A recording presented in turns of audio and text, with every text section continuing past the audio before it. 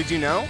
The first ever Dragon Ball video game is easily the series' most obscure. Dragon Ball Dragon Dai Hikyo was released for the Xbox Super Cassette Vision in 1986. This game made its debut when the Dragon Ball manga series was partway through the Red Ribbon Army story arc. Dragon Ball Dragon Dai Hikyo was the Super Cassette Vision's very last game. Another lesser-known Dragon Ball game was a 1994 Japan-exclusive arcade machine, Dragon Ball Z VR Versus. It was a Punch-Out style fighting game controlled with a joystick and 3 buttons. There was also a deluxe edition that featured motion sensors which allowed players to control the characters with their own bodies. The final boss of VR Versus is an original character called Ozoto, the Super Monster. Ozoto has the ability to transform into any of the other characters in the game. After defeating Ozoto, the player is awarded with a cutscene of their character making a wish to the dragon. Goku wishes for a lot of food. Gohan wishes his mother would forget about making him study for a while. Vegeta wishes to have the world beneath his feet. Piccolo wishes to fight the strongest man in the world, and Trunks wishes for his father to be alive in his timeline.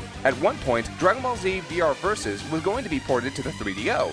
This modified port was going to feature Cell as a final boss instead of Ozoto. It was cancelled due to the poor sales of the 3DO console.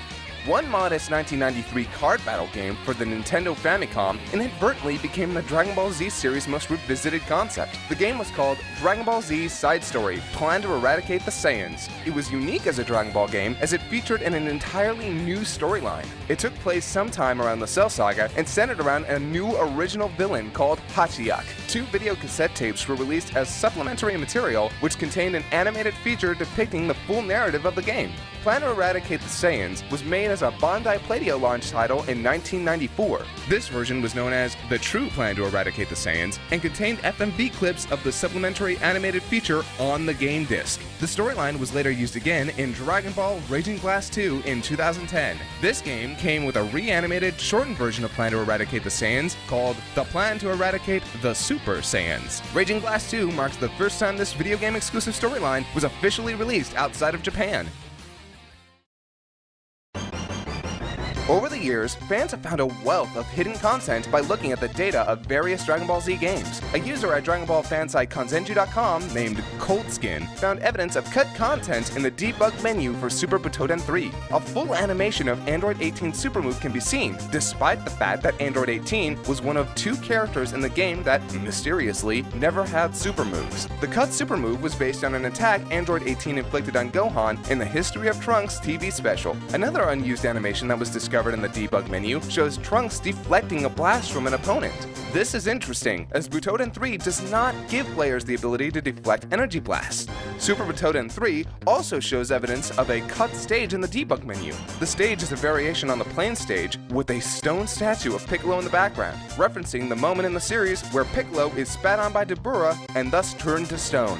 Kanzenju.com also reports on a series of uncovered audio files in Budokai 3 which point to characters that were cut from the final release. The names Android 19, Dodoria, Zarbon, Shin can be heard being called by the tournament announcer alongside the names of other playable fighters. Android 19, Dodoria, and Zarbon were playable characters in Budokai 1, but were cut from the roster in Budokai 2. Comparing the clips of the tournament announcer reciting these names in Budokai 1 demonstrates that Budokai 3's recordings were different and were not simply leftovers from Budokai 1. This fact suggests these characters were planning to make a return in Budokai 3, but didn't make it into the final game. The name Shin has been the subject of speculation, as it is not clear which character this name refers to, but it's likely that Shin is an alternate name for Supreme Kai. The audio file is listed directly under Supreme Kai's announcement clip, and in the English dub of the television series, Shin was a pseudonym Supreme Kai used to conceal his identity in the World Tournament. Additionally, Supreme Kai is given the name Shin in the World Tournament mode in the later Budokai Tenkaichi games.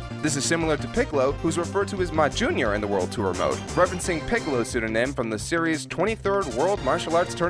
Budokai Tenkaichi 2 also has an unused tournament announcer clip. This time, the character is called Galaxy Soldier. It's speculated that this name belongs to a test fighter, but it's possible that it was an unused planned character. It may also be an earlier name of the playable character Frieza Soldier. There are more strange details that are revealed by cut audio in the Budokai Tenkaichi series. In the English dub of Budokai Tenkaichi 1, the Ginyu Force member Jace had a crude battle taunt that was censored in subsequent releases. In Budokai Tenkaichi 2 and 3, Jace will sometimes begin a match by reciting a phrase that is abruptly cut off at the end. Don't play stupid with me! In Budokai Tenkaichi 1, the full quote can be heard, uncut. Don't play stupid with me, wanker! Another example of a crude taunt that was cut occurs when Android 18 is matched up against Zangia. Your man's kinda cute. Skank. In Budokai Tenkaichi 2 and 3, the exchange between 18 and Zangia was changed to, Your man's kinda cute. Enough talk. Let's see what you've got. The character Cell also has an unusual audio quirk. When Cell reacts to being hit in his semi-perfect, perfect, or super perfect forms, the voice clip that is triggered is still of his base level form. This is because in the original Japanese version of the television show, Cell, played by Norio Wakamoto, does not change voices when he transforms into another state. This was added in the English dub for the voice actor Damien Clark. When the games were programmed in Japan, the voice clips were designed around the Japanese voice cast. Thus, no extra spaces were included for voice clips that are exclusive to each transformation for Cell. This is the case for all English dubs of Dragon Ball Z games from Budokai 1 onwards. Oh, did I kill him?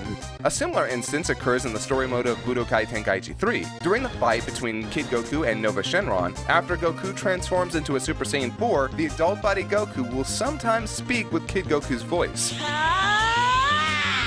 In the Japanese version, Goku is voiced by the same person, Masako Nozawa, in both child and adult forms.